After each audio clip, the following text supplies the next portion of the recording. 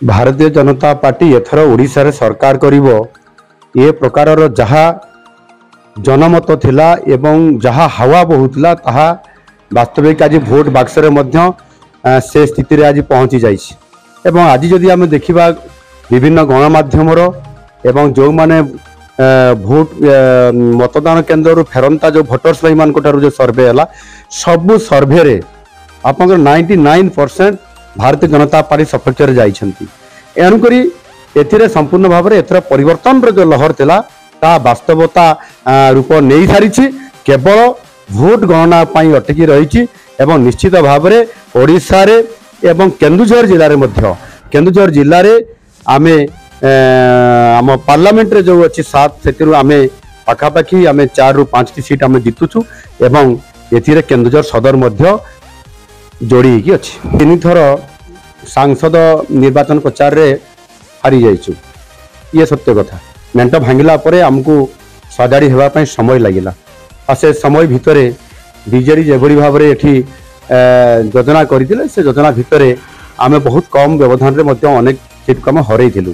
किंतु योजनाबद्ध भाव में एवं लोक संपर्क जोड़िबा कारण मु जोठी की आपनकर बीजेडी मेंट करिथिला सोना महाकुर सहित एवं आपनकर निरंजन कांग्रेस सहित ता परे मध्य मु से भेद करिकी मु विजय प्राप्त होइतली गत थर एवं एथर मते समर्थन विभिन्न वर्गर मिलला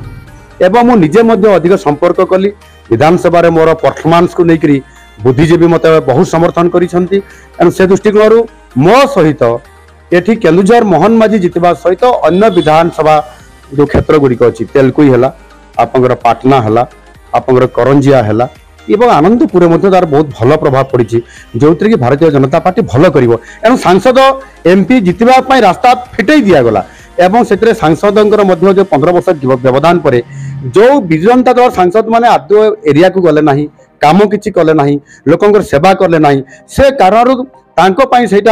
निश्चित भाव में अड़ुआ है आम से पॉजिटिव है आ से दृष्टिकोण सांसद और विधायक जीतवा एथर केन्दुझर जिले में सीधा सड़क भाव में वातावरण या